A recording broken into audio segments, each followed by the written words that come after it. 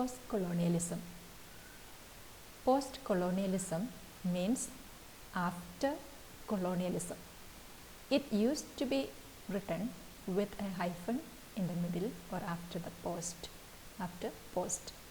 So it refers to the time period after colonization. Now, to speak about colonization or colonialism, we need to know what is colonialism.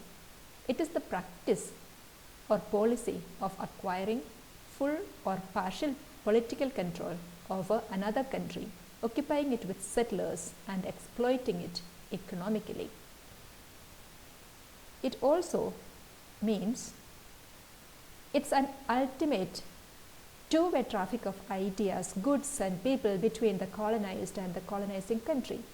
Therefore, colonialism not just affects one country or one nation, but it affects both the colonized and the colonizers.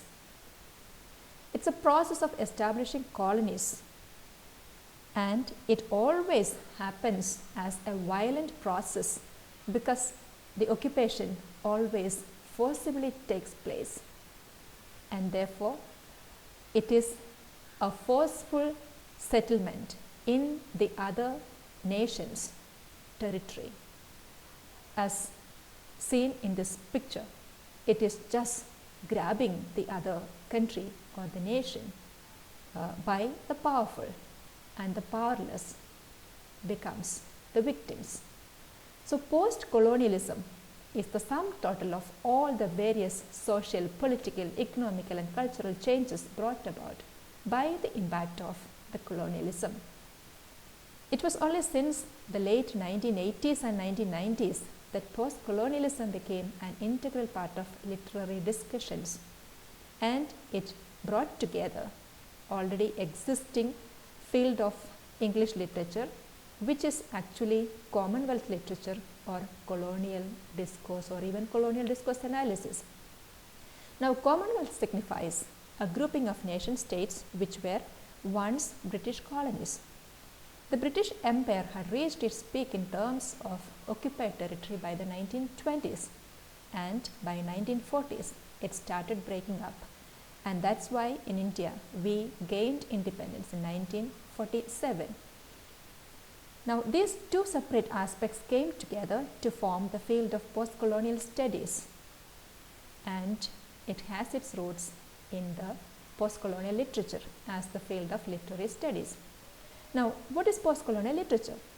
In the broadest terms, it would mean works that have any sort of relationship to the subjugating forces of imperialism and colonial expansion, or even works from such regions in the 20th and 21st centuries, such as Indian subcontinents, Nigeria and South Africa.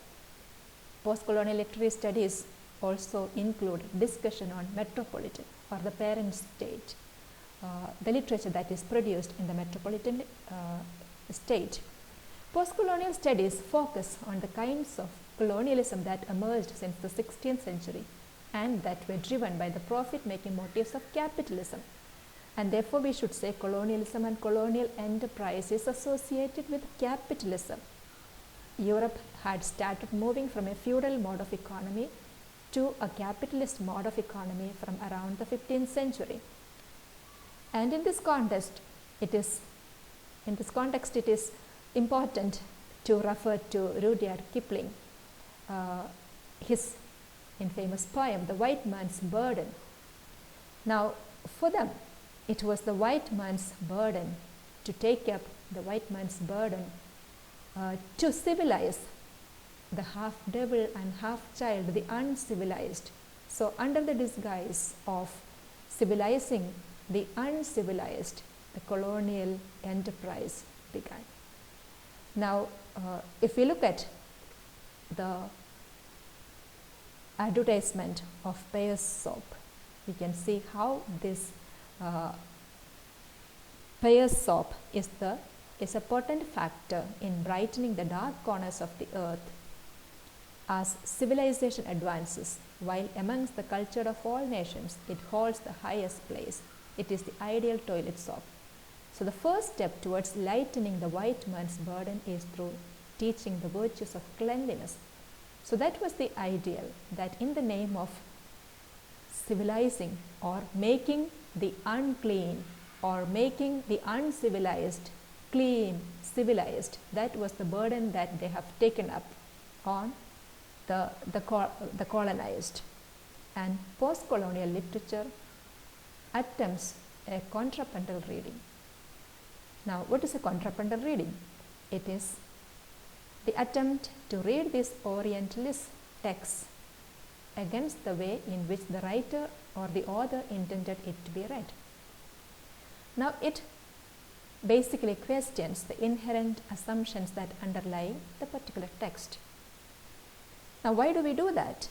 It is to question the Europe-centric values of the colonizers' texts and to point out and critique the myths and the prejudices that underline them. Thank you.